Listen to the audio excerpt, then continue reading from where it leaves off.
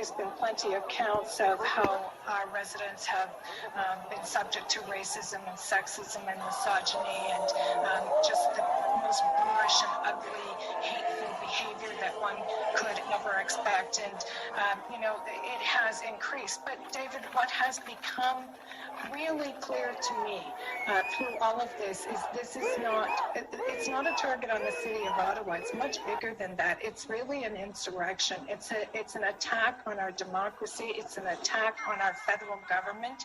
It has a lot of international elements to it. The money is flowing from the U.S. This is right out of the Trump playbook, and I don't think anyone really imagined that was what it was when it started. Well,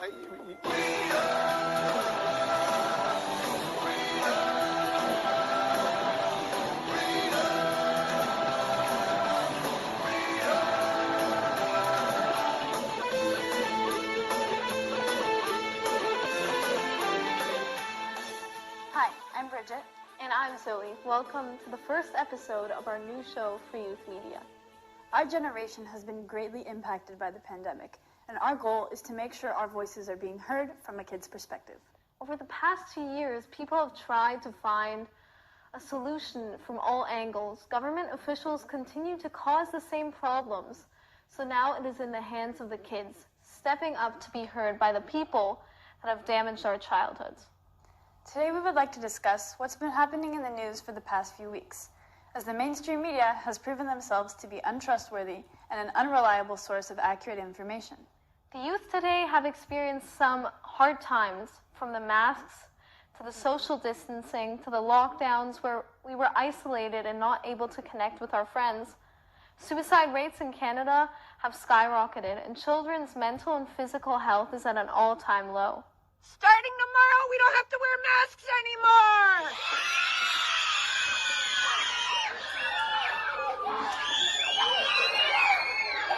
One group standing up for the kids and everyone's rights was the Canadian truckers.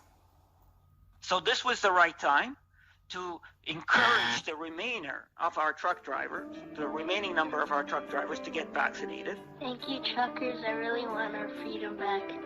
Thank you for supporting and fighting for our freedom. Thank you, truckers from Manitoba. I was a nurse for decades. I left nursing a while ago. I believe in vaccinations. I'm not an anti-vaxxer, but enough is enough. Our kids, my son, he's 7, and all he talks about is he wants his childhood back. He's sick of wearing a mask at school. He cries to go to school, but he loves school. So, I want my Canada back. I want freedom. Thank you, truckers. Thank you, truckers. I really appreciate what we're doing. you came here, you're not a trucker, but you came here to support them. Why'd you do that? Well, one of the main reasons is for kids. I'm very happy truckers are doing this so I can go back to my normal life and have fun with my friends. And all the rights that have been taken away from our youth, and all these masks that are starting to affect their mental capability, it's just not right, man. We need our country back. Thank you, truckers. I have to wear the mask at school. I can't breathe. But we're here because we're really concerned that the kids are going to grow up in an environment where they won't have freedom of choice. We're here for the kids and protecting their future. We are standing for our children and for our grandchildren.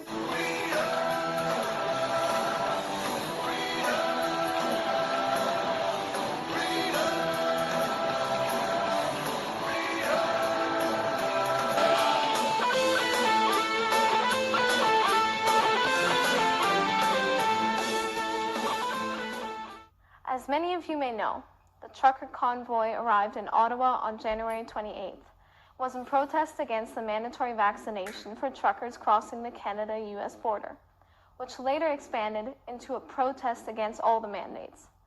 There were both vaccinated and unvaxxed truckers protesting. Many participants were vaccinated but found the government's actions to be illegal, unethical, and immoral. The following day, thousands of people in trucks joined in protest against the mandates.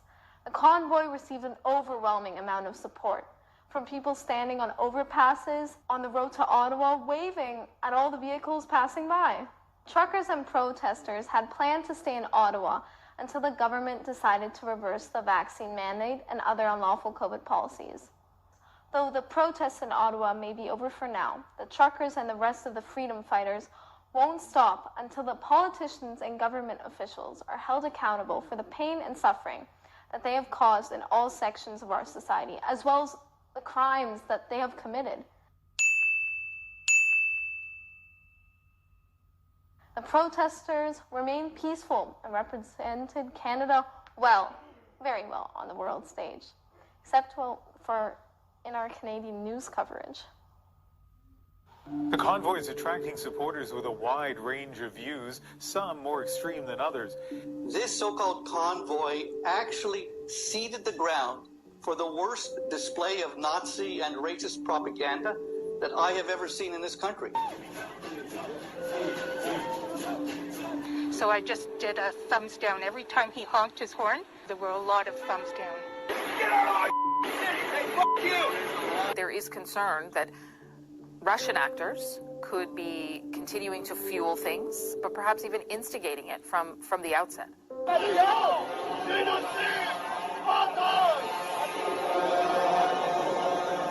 And what they're really doing is they're using these ideologically appealing notions in order to push misinformation. Where are you from?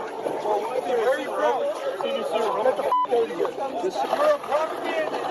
Scumbag. Get out of here. The deliberate and wanton spread of lies.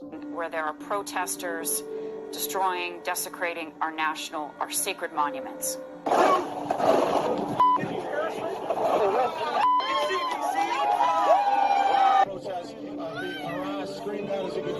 This is treason.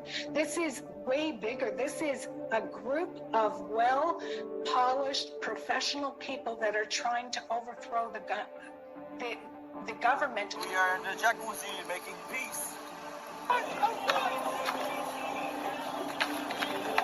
This is not a convoy that is about freedom. If we want a gateway to freedom and getting back to normal, we need to continue to get vaccinated. It's visible in their social media discussions, with some calling for Canada's version of the January 6th insurrection. A lot of the citizens of Ottawa and Centertown feel that they can't even leave their home safely. So now that your job is done, do you actually believe the stuff that you say out of curiosity, or do you just kind of do the script that you're told to repeat? I sold your soul a long time ago. You sold your soul a long time ago, and you sold your soul a long time ago.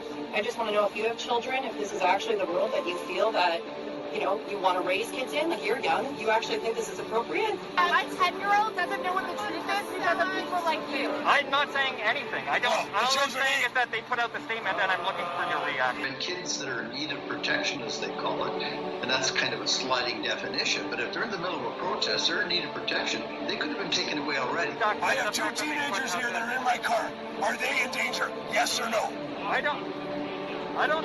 Yes or no? I don't know what the future brings.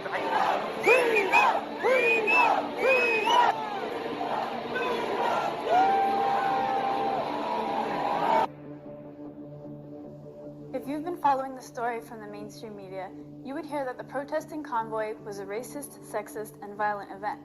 Here's what that looks like in reality. What did it say, sorry? So it says, F your white nationalist agenda. I am not a white. This is nothing to do about white.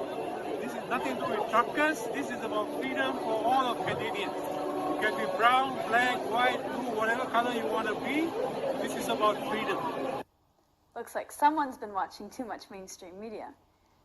Instead of accurately covering this historic protest, showing people and families of all ages, races, and backgrounds coming together to stand up against tyrannical governments, the mainstream media only focused on two very questionable characters in the crowd who were not even a part of the protest.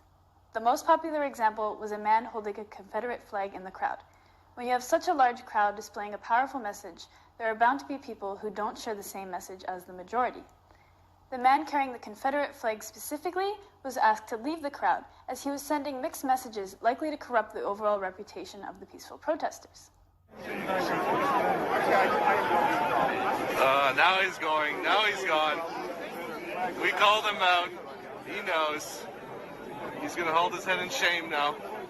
Dave Chan, an Ottawa-based photographer contracted by the government for over 15 years, coincidentally happened to be in the right place at the right time to capture this photograph of the faceless, nameless man holding the Confederate flag for the short amount of time that he was at the protest. You have to be careful what you see on the news, because the last time CBC tried to depict the Freedom Rallies as a racist, anti-Semitic event was the same week they were caught using mannequins and hospital beds for photos to push the COVID narrative. After a strong backlash for distorting the truth, they were forced to apologize, saying it was an error in judgment.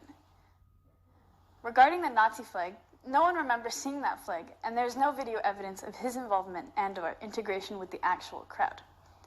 Trudeau is constantly dividing Canadians with his antics, but at the same time is also saying Canadians have stepped up and been there for each other throughout the pandemic. Canadians have never been as united as they are now. And Canadians stepped up in their communities. They stepped up for their frontline health workers. They stepped up for each other. And Canada has never been so strong and together as we are now. Technically, he's right. Trudeau has united Canadians of all ages, origins, ethnicities, and skin colors together to fight against his tyrannical government. I want everyone to know that I want to, first of all, thank Justin Trudeau, because he tried to separate black people from white people. He tried to separate the masked from the unmasked. He tried to separate the vaccinated from the unvaccinated. And I'm going to tell you what he did, Justin Trudeau. He brought everybody together. This country has never seen so much unity between the United States, Canada, and us. We've never seen anything like this. We are in an unprecedented global pandemic that really sucks. And we've come to a moment that, quite frankly, we've seen coming over the past years. The level of admiration I actually have for China. Their basic dictatorship is allowing them to actually turn their economy around on a dime. Right now, we're in an absolutely unprecedented situation where our economy had to completely shut down. I understand this sucks. You'll forgive me if I don't think about monetary policy. The she-cession and turn it into a she-covery. This pandemic has sucked. But we see a bit of a slippage in our democracies.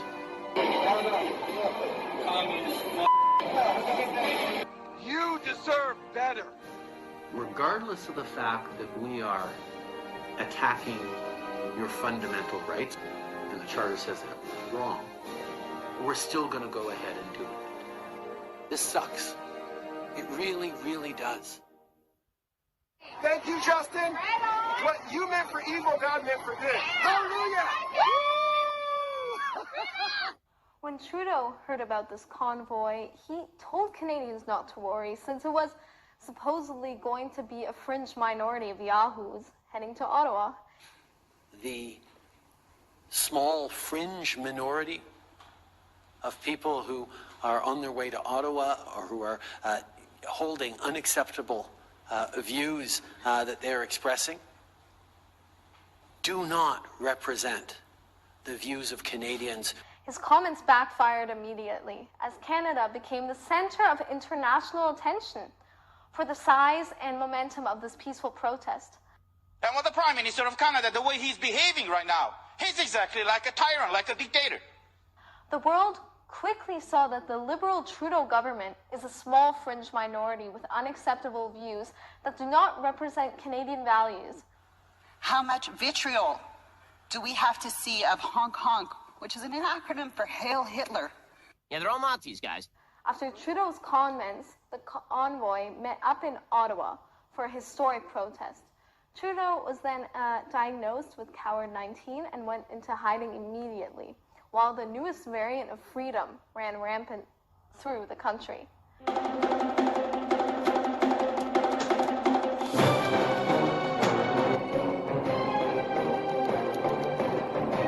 Oh, this guy Trudeau, shut the up, this guy.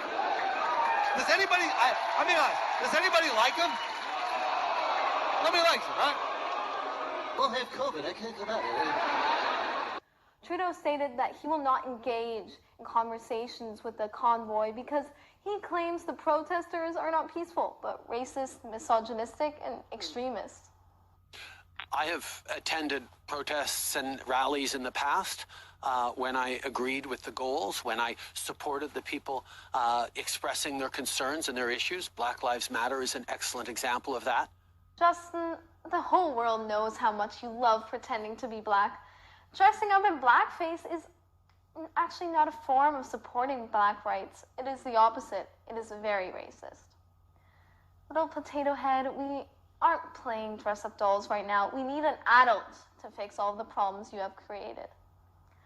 Justin Trudeau, like the mainstream media, has been solely focused on that one photo of an unidentified man holding a swastika flag. Watch how fast this backfires for Trudeau in Parliament. Conservative Party members can stand with people who wave swastikas. They can stand with people who wave the Confederate flag. We will choose to stand with Canadians who deserve to be able to get to their jobs, who will be able to get their lives back. These illegal protests need to stop, and they will, Mr. Speaker. Mr. Speaker, I've never seen such shameful and dishonorable remarks coming from this Prime Minister. My great-grandfather flew over 30 missions over Nazi Germany. My great-great-uncle's body lies at the bottom of the English Channel. I'm calling on him to unreservedly apologize for this shameful remark. The Honourable Member for Thornhill. Mr. Speaker, I am a strong Jewish woman and a member of this House and a descendant of Holocaust survivors, and I have never it's never been singled out, and I have never been made to feel less, except for today when the Prime Minister accused me of standing with swastikas.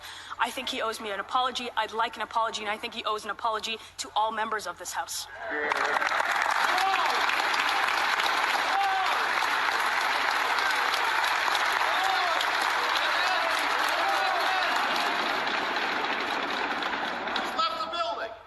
Ever since the start of the pandemic, he has created division and medical segregation between Canadians. He has also violated international law, the Charter of Rights and Freedoms, and has abused government powers. Trudeau is constantly blaming the unvaxxed for his government's failed public health policies that have never made any sense. Now he is doing the same thing with the truckers for damaging the economy and ruining people's lives, which is exactly what he has done for the past 2 years. He has destroyed people's lives and livelihoods. Though I guess he could not handle the love and unity coming from the protests, so he just had to break up the party by invoking the Emergency Act. The federal government has invoked the Emergencies Act. Under this Emergency Act, he ordered banks to start freezing trucker donor accounts. So you're confirming that accounts have been frozen. So you're confirming that accounts have been frozen. So you're confirming that accounts have been frozen. Both personal and corporate, but you're not releasing the information. And the actual follow-up is, I'm just wondering whether the bank accounts will be targeted of individuals who donated to the Give, Send, Go and the GoFundMe campaigns. Are they considered designated people under the Emergencies Act, meaning that their credit cards could be cut and financial services are targeting them as well? Okay, so, and accounts have been frozen, and more accounts will be frozen. This government overreach proved the protesters' message against the tyrannical COVID measures. The craziest part about this was that this act was still in place after the police drove the protesters out of Ottawa, and Trudeau had tried to save his butt for the legal activity that he has committed. Today, after careful consideration, we're ready to confirm that the situation is no longer an emergency. Therefore, the federal government will be ending the use of the Emergencies Act. At the beginning, the police and protesters were on pretty good terms. The police officers were friendly and supported the protest. Ladies and gentlemen, I'm down here with a police officer in Ottawa. How are you doing today? Doing great. How's it been down here? Nothing but good. People are super good. The truckers have been having a good time. They've been getting their point across. And you know what? It's a beautiful city that we're in, and they can't ignore all of this, right? Absolutely. No, thank you very much. Things changed quickly in the second week when the police were ordered to illegally steal resources from the truckers and protesters, like jerry cans filled with fuel, firewood, and any food donations.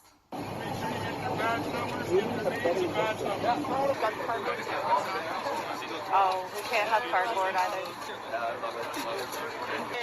Taking more jerry cans. Cops stealing more cans. I don't even think they have the names on those cans. It'd be very hard to give them back after the court had already told they can't take them. Oh, yeah, look at this. Yeah. Way to go, guys! In response, the protesters started to carry jerry cans filled with their own drinks to confuse the officers. The government then put out a statement saying that anybody carrying jerry cans ran the risk of being arrested. What they would be arrested for? I don't know. You know, they come at us with the jerry cans downtown. You're not allowed to touch a jerry can. You could be arrested with it. We've turned that into a mockery. There's people downtown running around with empty jerry cans tied around their necks with police chasing them all over the place just for the pure enjoyment of trying to trip us up. So, regarding the food donations, it was very hypocritical that the government lied the previous week, saying that the protesters were stealing food from the homeless, yet they ordered the police to illegally steal food donations from the protesters. From police store. Yes. From Toronto. Oh, look what they're bringing in. They're eating better than us. Wow, I wish I was a trucker, man. I'm Bernadette, and we came here with Anna from Toronto. We brought 1,550 Polish sausages for our truckers. We brought some bread and buns and Polish donuts. That is wonderful. Why did you do this? Because we stand behind them. We come from communist country, and we came here because we didn't want to have oppression. We wanted to live in a free country, and for the last 2 years, we're living like prisoners. We are being told to stay at home. We're told not to go to the restaurant, not to go to the church. I mean, this is unbelievable. During communism times, we were able and free to go to the church.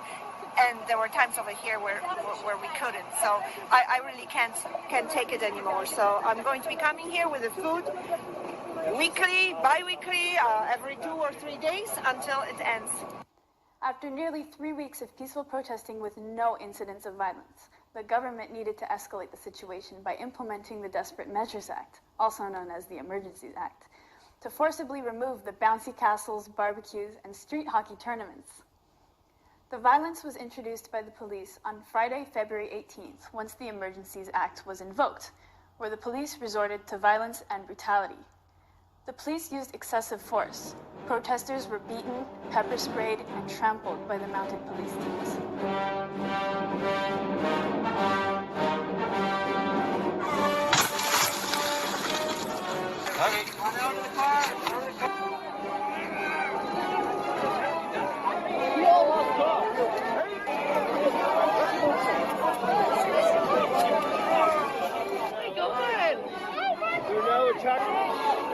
Step up. Step up. There you go.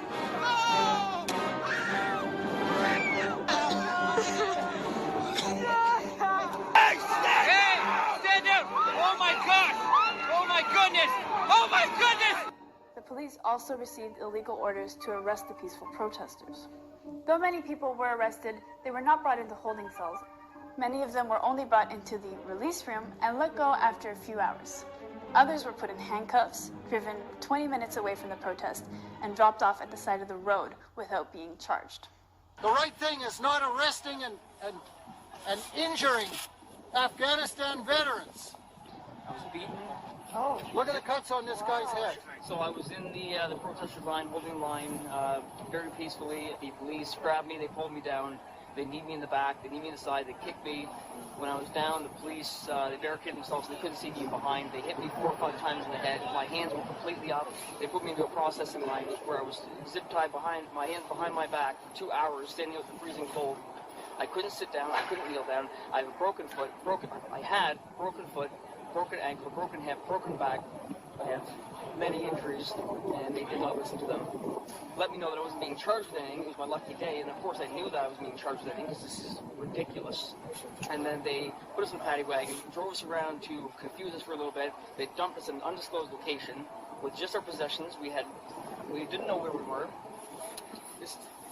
The injuries you're describing were prior to this? Yes, those were 13 years ago when I was blown up in Afghanistan. There were 4 people in his vehicle. 3 of them were killed. They didn't think he was going to live.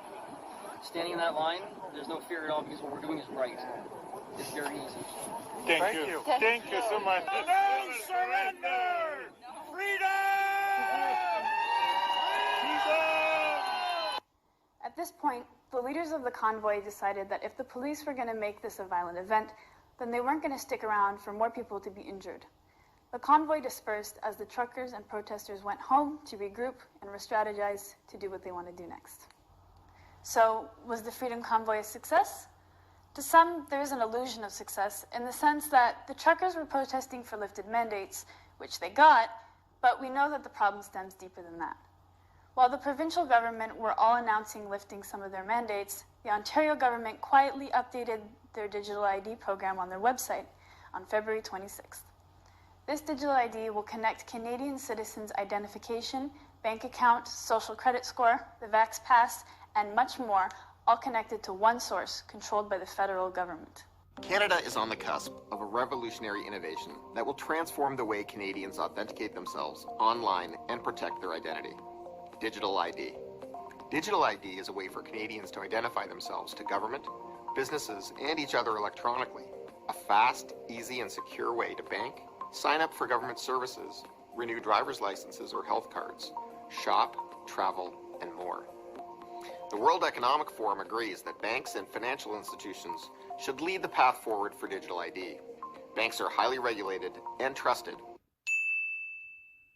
They have advanced cybersecurity and privacy technology, and they have the infrastructure to operate provincially and nationally.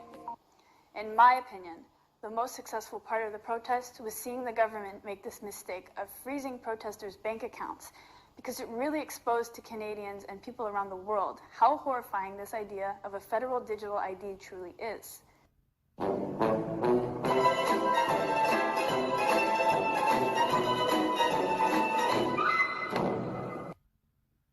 Now, no one should ever believe that this digital ID is a good idea, because we just saw what happens if you have a peaceful opinion that disagrees with the government.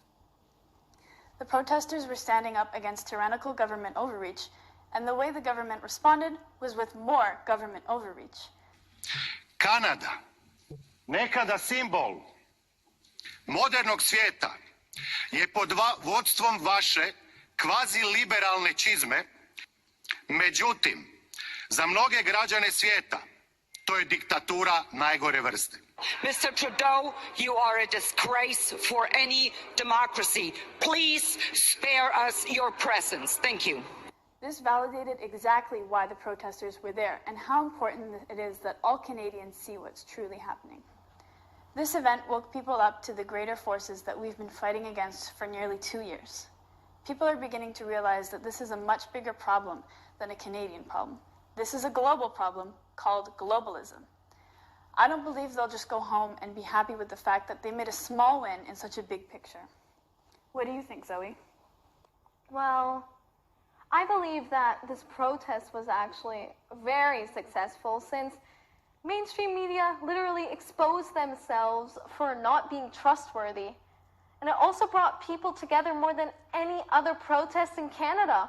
People all across the world were flying the Canadian flag, showing support for the truckers, and people all across Canada fighting for freedom, not just for themselves, but for everybody else. And that is something that Canadians and people across the world have never seen before. Now, with all of this in mind, you may be wondering what you, the viewers, can do to support the movement since it is still going on. The most obvious thing would be to stop complying with all the COVID measures. Take off the mask, don't comply with the vaccine passports, and support the human rights activists fighting for our freedoms. This is what we are fighting for here at Free Youth Media. We are taking our childhoods back. Stop believing the mainstream media, which has been vilifying human rights activists fighting for freedom against tyrannical governments.